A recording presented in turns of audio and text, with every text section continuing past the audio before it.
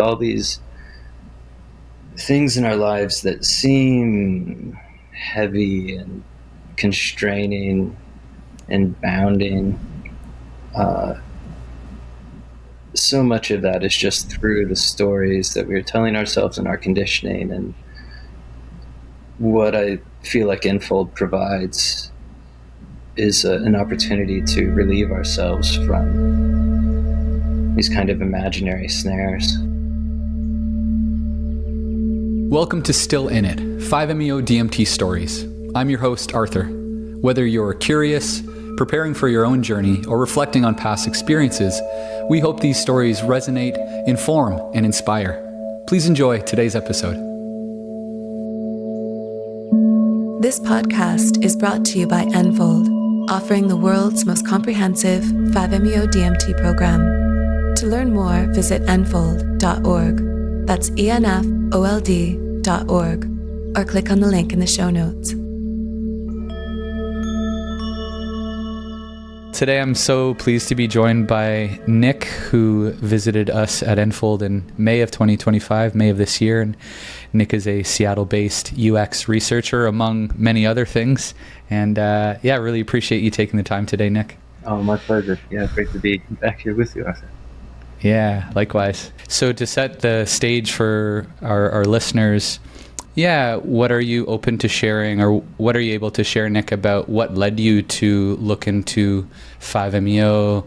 What was happening in your life at that time, and was there something in particular that compelled you to this medicine and this experience?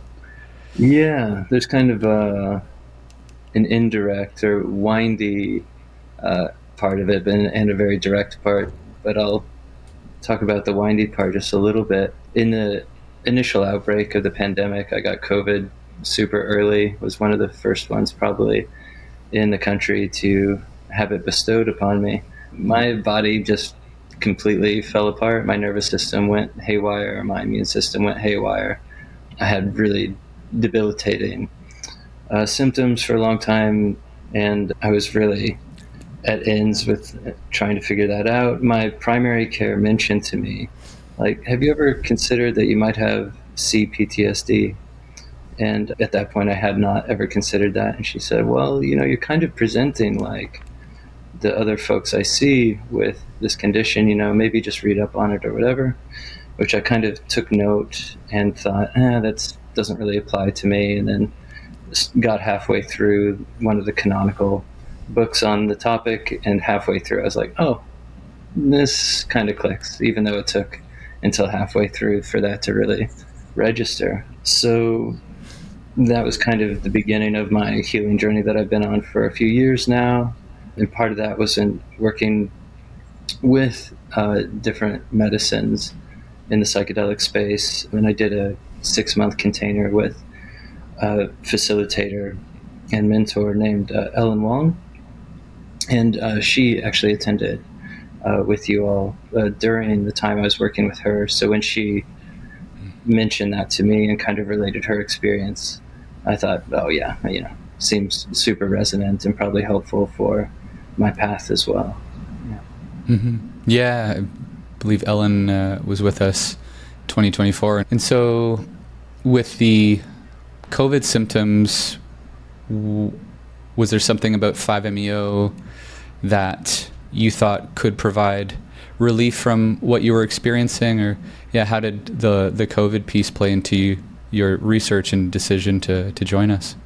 Yeah, well, the pronounced somatic effects were definitely of interest to me. One of my conditions spurned by that long COVID is fibromyalgia, which is basically like nervous system dysregulation, the body not managing its electrical circuits quite right, and resulting in a lot of pain and just like a lot of clenching and overall holding in the body. So that was one thing that I was coming to 5-MeO in hopes that it would help alleviate more so than the other modalities that I tried up to then. And also there's an immune piece to it that DMTs do seem to have a pretty good profile for targeting immune pathways. And so, that just seemed like it was hitting the bullseye for me. in those regards. Yeah. Mm-hmm. And was that related in some way to some of the C-PTSD symptoms or realization that you were having, or were those more distinct pieces? Well, I think the fibromyalgia piece, definitely the nervous system piece, is definitely related there. I mean, there was an episode when I was 16 where my nervous system just shot into fight or flight pretty dramatically, and I had a lot of social anxiety come on line at that time, and it kind of been white knuckling life since then, so to speak. And that it does seem like the precursor to fibromyalgia largely. Once COVID got in the mix there, then it's like spark to the gas, you know. So Yeah. Are you open to saying any more, Nick, about before coming what? I guess the nervous system symptoms or pieces that you were challenged by, that you were looking for some easing or relief from. Yeah, I mean, pretty much just the way I feel in my body. I mean, I don't think I ever really felt safe in my body up until recently. Like, I never had a frame of reference for safety in my body since I was, I think, very young. Now, when I feel that register through either like a meditation retreat or through 5-MeO, it feels like a very old feeling. So it really is, kind of the clenching that's just happening all the time. Like, I just find my body tightening up over nothing. Very often I'll be watching a show that I'm ostensibly enjoying and into, but my body in the background is just doing this slow ratcheting in, and I'll have to, breathe it out. So just this overall holding and tension, and it feels to me like my body just doesn't know how to feel quite safe all the time. Yeah. Mm-hmm. Yeah. And so in arriving, are there any particular points in time where you noticed some shifts started to happen, whether in relation to what you've just described or otherwise? The nervous system story is a little bit longer. When I go to like any retreat, whether it's meditation retreat or medicine retreat, I always feel like I come home with a bevy of gifts, but oftentimes it's not like the gifts I was expecting, for sure, or necessarily going there for. That was definitely the case for me with the Enfold retreat. I got a lot of clarification on things that I've been working on, kind of shadow work kind of stuff, and got really deep in a couple places with my shadow work. But the nervous system piece is a slower process for me. Yeah, sure. You make a good point that these things don't change overnight, and it can be a compounding of many different experiences. You mentioned that it was an opportunity to do some shadow work for you. Are you open to saying a bit more about that? Yeah, for sure. This is the more complicated thing, I guess. I mean, I guess I can start with the payload and then maybe backtrack a bit. But the ultimate payload for me, as far as the shadow work goes, which actually arrived with its greatest clarity on our final breath work, was that I just haven't really stepped into my manhood fully. That I've been kind of doing the things to grow into mature masculinity, but I really haven't called myself to do it in that way with that focus. And that just landed through me and in me in that last breath work. And so, I just realized that all these ways that my shadow has been showing up has just been this boyish nature in me that I haven't called upon myself to resolve, really. I mean, I've been working with these feelings when they arrive and kind of consoling my inner children, so to speak, but I hadn't necessarily registered that it's the manner in which it's keeping me from fully coming into my life in a mature fashion and being who I want to be, essentially. Yeah. So that's felt, I mean, that was just an amazing gift at the retreat, to have this clarity. And this coincides with the fact that I'm currently engaged, and so that just brought a lot of clarity to me about what my engagement time period is all about as well, about how I want to grow in this envelope of time, and arrive to the wedding with my spouse in this more mature fashion. Yeah.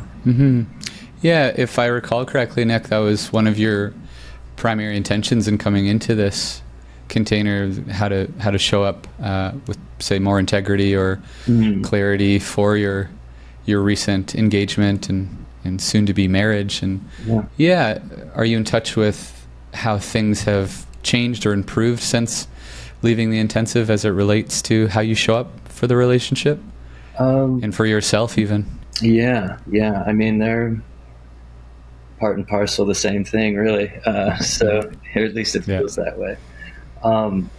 Definitely just a sense of having more space for the winds that blow through us. You know, when things do get a little blustery, just being able to open the door, crack the window, goes a long way. So that's been one thing for sure. I mean, I guess along with that, it's just been reinforcing to me also that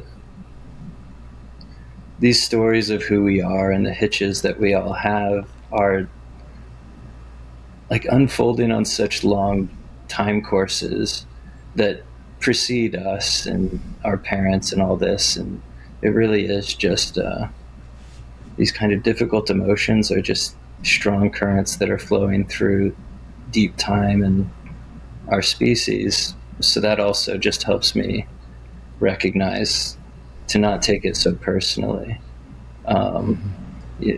Both what's happening within me, or if she's kind of a little reactive to something someday, for me to not take it as like a fault of mine necessarily in that moment so much. So yeah, just the space has been really good. Also, I guess, you know, I've been kind of on sabbatical for a little while, and so taking on this new job also feels like a way in which I'm looking to support and protect and provide for us, which feels amazing because I've only had my, you know, looking out for number one kind of mentality with my prior work and professional life. So now to be kind of building a family together and having someone else that I'm doing this on behalf of makes it already like a lot more rewarding and clarifying and somehow calmer also. So Yeah, are you in touch with how some of the experiences that you've described have helped to produce that shift, like this shift from me to we, I guess, or one way of describing it? I mean, I'm not totally sure in some respects. I mean, I guess I can talk about one thing that happened in my deep release ceremony, which was just, I mean, I already knew my love for her is very strong. But it just fell on me completely, just the amazing gift that she is in my life. And, you know, just nothing can compare to her presence in my life that anything on this earth could do for me. I think just, the deeper honoring is, gratitude. It's also not over. I mean, it's an evolving thing. So, Yeah. And I'm not quite sure kind of how to it's such a slow process of growing together in this way, and the kind of dissolving boundary for myself, that it's almost like the most important points are so mundane, you know. Like she shared a picture with me of something she's thinking about donating, and I just seen her hand in the picture, and I just thought, oh, so lucky to have this woman. So it's just this woman in my life. So yeah, it's just, I don't know, it's big moments and simple moments, Yeah, beautiful, man. Yeah. Yeah, are you open to sharing a bit more, if you recall any more, Nick, about what that full release ceremony was like? It's typically one of the bigger or biggest experiences that people can have with us and with this medicine. Yeah, would love to hear more if you're in touch with it still. There's a few things, strangely, the big release ceremony for me, although, deeply moving and everything, it's not in such dramatic relief to me from the other things that happened in the retreat, just for what it's worth, to throw that out there. Mm-hmm. I mean, I didn't experience ego death and non-duality and those kinds of profound states, although I did go to pretty deep wells within me. So, I mean, I actually felt a lot of anger come up. So I just felt like an opportunity to rage a bit, which felt good. And I kind of just I've been giving myself that space a little bit here and there, but allowing myself that space on the retreat and the ceremony, I think, was appropriate and good and helpful. Yeah. On the more spiritual side of the continuum, I guess, there was just a lot of sorrow that came in, but then just clarity on the fact that we don't get to live this life without sorrow, and that it's all part of the package. Steve, as I was going through that, Steve mentioned a phrase, endless beauty, endless sorrow, I believe it was. I'll remember clearly later, but I believe that was that. There's this Ram Dass phrase that I like to invoke for myself in my meditation or difficult moments, which is just so. And I felt so much of that. Just, this is what it is to be. And and it's beautiful pain. I mean, beautiful, painful, both at once, but clear, and gratitude. I guess it felt like I was getting in touch with the deep gratitude despite the pain and sorrow. And yeah, what about the rage piece? Do you know why that was coming up and what that was like? I think we don't want to turn away from the very human, less spiritual. Yeah. Although it's all kind of spiritual aspects of the experience of life itself. Yeah. Well, I think that goes back to not really having strong emotional support when I was a child. I guess I could say infrequent or inconsistent emotional support. I think there were just some very difficult times that I just had to suffer through as an only child. Also, been moving around a lot and being a new kid at school pretty like every few years or so. And there were just a lot of times I didn't fit in and was kind of ostracized from my friend groups. Just a lot of social rejection and stuff that was progressively more and more frustrating. Also, I'm not neurotypical, so ADD, that was diagnosed when I was really young and starting to get in trouble, really when I started to stick up for myself. And then maybe a touch of autism. I'm a little bit somewhere on the continuum. And so I think I just had a lot of emotional challenges that came with those, and how this stuff also filtered through my ancestral lineage. I mean, to some degree, I think this tradition of lack of emotional support, which feeds into an inability to fully love oneself, has just been something that unfortunately has been passed down in my family for a long, long time in different ways and different guises. And so, yeah, raging about it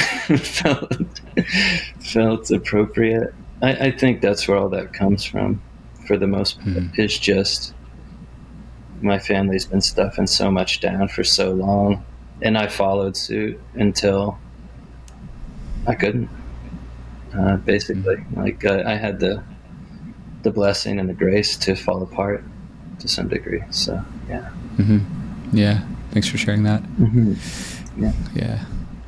And I wonder, Nick, we haven't talked about this on the call, but you and I both know that Zen has been a big part of your life, and I'm curious how and if this experience has informed your practice, or maybe even how the experience was informed by your practice, or if there's anything that you've noticed, any overlap or interplay between your Zen practice and the 5-MeO experience. Yeah, I'm asking myself this question daily. I said, which probably isn't surprising to you. And it's not, and I don't have a clear answer on it. I guess what I can say is, my experience with Zen and meditation is definitely something that got me in the door for 5-MeO, because it is one of the more ego-freeing medicines out there. So I was definitely curious about touching into non-dual space again. And it hasn't quite done that for me again, but what it has helped me with recently is getting to more freedom inside myself, a little bit more letting go.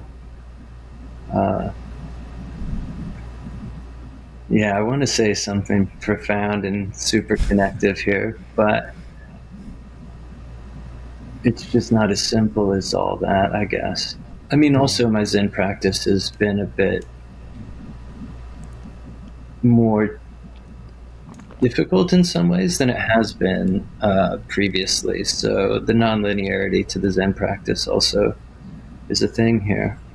But certainly when I have had the deepest resonance and voices from within myself speaking to me and through 5 has been akin to some of the space that I believe Zen talks about. The freedom, the fact that we are very much saved and free in every moment that we have. It's just a touch beyond our realization at that moment. The thinness of the veil between us and freedom is definitely something that resonates across both. Well, Nick, before I let you go, and this might be a bit of a challenging question, but I wonder if or what you can come up with for this, and it would be, how you would describe this someone to a friend or a loved one who is thinking about 5-MeO, what would you say to them, whether that's, this is what you can expect, this is how best to prepare, anything along those lines? Yeah. Oh, gosh.